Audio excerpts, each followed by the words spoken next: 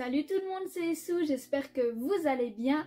Aujourd'hui on se retrouve pour le bilan de lecture de la deuxième semaine du mois d'avril 2024 et cette semaine j'ai lu 7 mangas et on va commencer tout de suite par les tomes 5 à 7 de Slice of Horror Miharuko-chan. Ou plutôt Miharuko-chan Slice of Horror, c'est pas très grave. Donc c'est édité chez Ototo le 8 juillet 2022 pour le tome 5. C'est un seinen et l'œuvre est en cours actuellement. Le tome 8 est sorti très récemment, il faut que je me le procure. Et comment vous dire, Miharuko-chan. Alors Miharuko-chan, pour la faire court, c'est une jeune fille qui voit les esprits, les fantômes, les monstres, vous appelez ça comme vous voulez, et qui à chaque fois est totalement traumatisée en les voyant. C'est limite si elles font en larmes à chaque fois parce que ils sont terrifiants, ils font trop peur. Et elle fait en sorte qu'ils ne sachent pas qu'elle les voit en fait, parce que on sait pas vraiment trop ce qui pourrait arriver, ou sinon elle se ferait peut-être totalement harcelée par eux. Enfin voilà, donc à chaque fois qu'elle en voit, elle fait mine de ne rien voir et elle trouve des excuses quand elle est sur le point de se faire griller. Et ça marche, mais c'est vrai que psychologiquement pour elle c'est super dur. Enfin bref, voilà, sa meilleure amie, elle, c'est un rayon de soleil et en même temps elle attire un petit peu ces monstres là. Et elle va rencontrer d'autres personnes qui ont un peu ce genre de faculté et c'est plutôt pas mal. Au fur et à mesure de la lecture, voilà, on a un récit qui commence à se construire autour de tout ça, parce que dans les premiers tomes, on enchaîne beaucoup de situations où elle tombe sur des monstres comme ça, des situations improbables ou autres, et elle essaye d'esquiver comme elle peut. Mais là, on a vraiment un récit qui se met bien en place, une histoire assez intéressante, on creuse certains personnages, et c'est vraiment très très intéressant. Notre petite héroïne aussi va essayer de s'imposer et elle est vachement courageuse quand même d'essayer d'affronter tout ça malgré sa peur et son jeune âge. Donc elle va vraiment faire de son mieux, même pour aider aussi sa meilleure amie finalement. Et c'est vraiment incroyable, j'aime vraiment beaucoup cette histoire, c'est très prenant en fait, et notre héroïne est très attachante. Elle... Voilà, on pourrait dire qu'elle est un petit peu bizarre, mais c'est pas le personnage bizarre qui est seul au monde, qui a pas d'amis, qui est rejeté de tous, non. C'est une jeune ado totalement normale dans sa vie sociale, elle a des amis, tout ça, tout se passe bien à l'école, c'est juste qu'elle voit des monstres quoi. Et ses amis ne sont pas au courant. Et elle, du coup, de son côté, elle essaye de protéger sa meilleure amie comme elle peut et autres.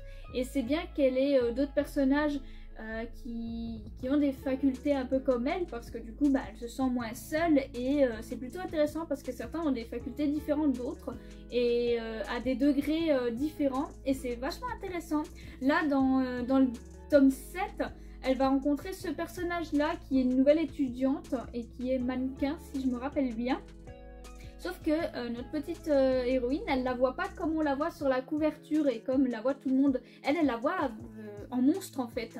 Elle voit pas son visage là.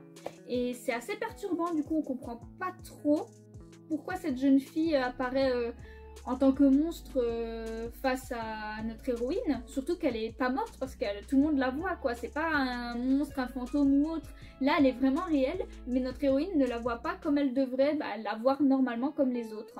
Donc c'est vrai que c'est assez intriguant et elle semble intriguer beaucoup cette demoiselle aussi. Donc je sais pas, cette personne je la sens pas du tout. Je sens que ça va amener beaucoup de problèmes.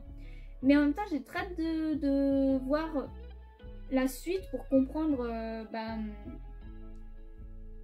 pourquoi notre héroïne la voit comme ça et qu'est-ce qui va se passer par la suite. Parce que vraiment, l'autre, elle a vraiment pas l'air nette et ça m'inquiète beaucoup pour notre protagoniste parce que je sens qu'elle va potentiellement être peut-être en danger. Donc j'ai un petit peu peur pour elle et je suis vraiment intriguée de voir ça parce que du coup, c'est quelque chose qu'on n'avait pas encore vu. Et j'ai vraiment envie d'en savoir plus du coup, de creuser un petit peu plus cet univers qui est vraiment bon pour le coup. Si vous voulez d'ailleurs, il y a aussi l'animé sur Crunchyroll si je dis pas de bêtises.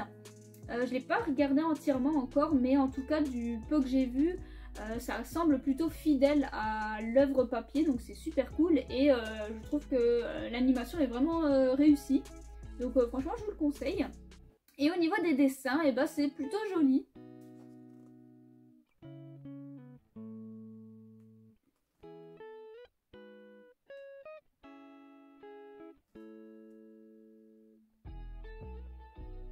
tout cas, j'aime beaucoup aussi l'œuvre parce qu'elle arrive à nous faire passer par plusieurs émotions.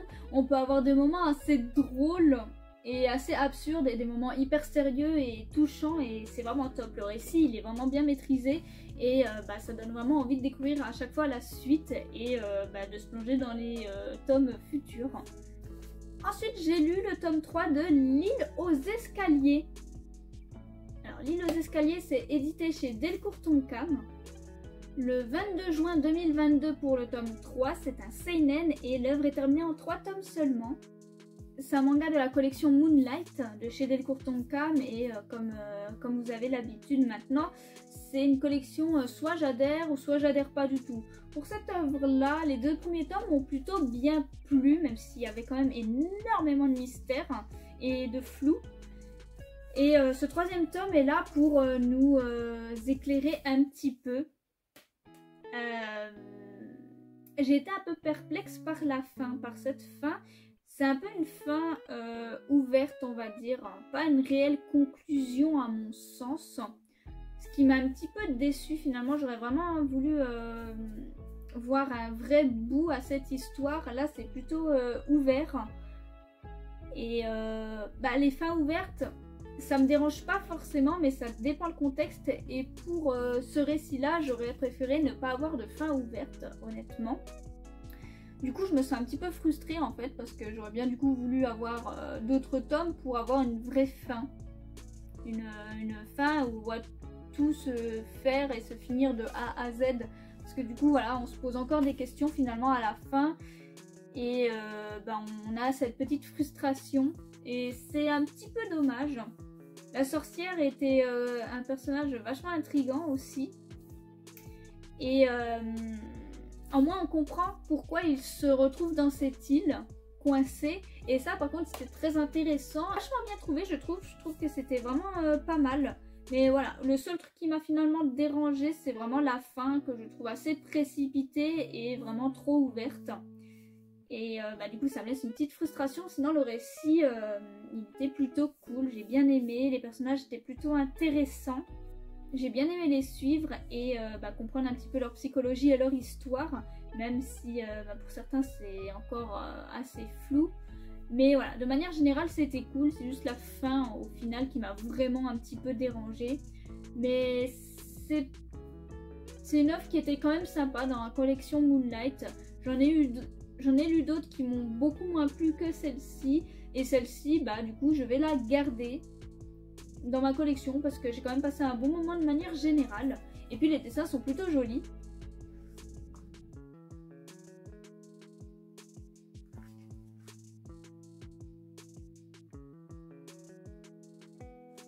Et pour terminer ce bilan de lecture de la semaine, j'ai lu l'intégrale de Loin de moi, près de toi. Je vous mets le résumé du tome 1 juste ici. C'est édité chez Nobinobi. Le 13 juillet 2022, c'est un seinen et c'est une œuvre terminée en 3 tomes seulement. Alors j'ai découvert la série grâce au film qui était sur Netflix, comme le dit le premier tome. Et c'est assez rare que je découvre une œuvre en film ou en animé avant la version papier. Mais elle n'était pas encore annoncée et sortie de mémoire quand je l'ai vue sous forme papier. C'est pour ça que j'ai vu le film avant. De mémoire, si je me trompe pas, c'est ça. Et écoutez, j'ai bien aimé cette histoire de manière générale. En plus, on est dans un délire avec des chats et j'adore les chats. Donc voilà, forcément, mon avis est un peu biaisé. Mais j'ai bien aimé. Déjà, je trouve que l'œuvre est bien fidèle à l'animé, ce qui est cool. Ce qui est très très cool. Et j'ai beaucoup aimé l'histoire. Alors notre héroïne, je l'aime bien, je l'aime beaucoup. Mais elle a quand même un côté assez chiant au début. Un petit peu égoïste, un peu chiant et un peu capricieuse, un peu gamine quoi. Mais en même temps c'est une gamine, on peut pas lui en vouloir sur ça. Après on comprend aussi pourquoi elle agit comme ça, elle a un ras-le-bol général sur beaucoup de choses. C'est pas évident pour elle, mais c'est vrai que voilà, sur certains trucs elle m'a quand même un petit peu gonflée. Mais elle arrive à être attachante malgré tout. Et je trouve la relation avec celui qu'elle aime assez attendrissante.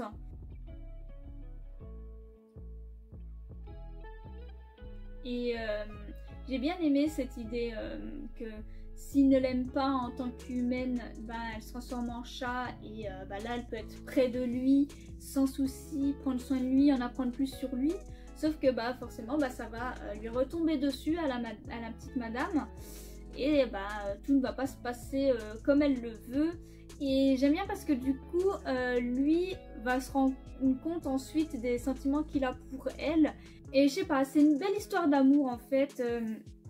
Où on comprend déjà les problématiques de chacun, leurs histoires personnelles qui sont pas évidentes. Ils souffrent chacun de leur côté de leur situation personnelle. Et en même temps, ils s'aiment, ils sont attachés l'un à l'autre et c'est plutôt beau.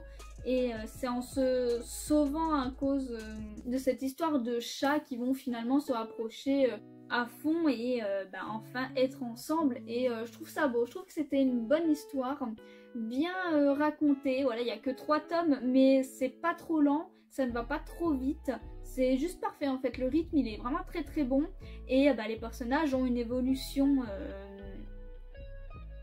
assez sympa à observer. Et du coup on passe un très très bon moment. On a finalement aussi un peu de peine pour d'autres personnages. On creuse vraiment des personnages à droite à gauche sans trop en faire non plus en fait. On comprend leur ressenti, on comprend qui ils sont pour certains, mais on creuse pas trop non plus. En même temps il n'y a que 3 tomes donc on se concentre sur nos 2 protagonistes principaux. Mais c'est bien fait en fait. C'est suffisamment bien fait pour qu'on s'attache à tout ce petit monde. Et j'ai beaucoup apprécié, j'ai beaucoup aimé et il n'y a vraiment aucune frustration de ma part sur cette œuvre là. Ça c'est bien fait, c'est pas trop rapide, c'est pas trop lent. La fin me convient, l'évolution des personnages me convient également. J'en demande pas plus, j'en demande pas moins. J'ai juste bien aimé cette série en 3 tomes. Voilà. Pour moi elle est très très cool. Et si vous êtes plus du genre animé, vous pouvez très bien aller voir le film qui est à peu près tout pareil et qui est très bon également. Et en plus les dessins ils sont plutôt sympatoches. Alors, juste l'héroïne qui me cassait un peu la tête sur certains points au début, mais elle finit par évoluer et ça c'est cool.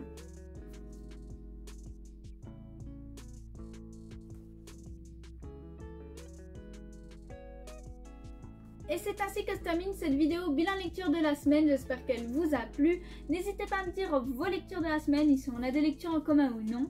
Et sur ce, passez une bonne journée.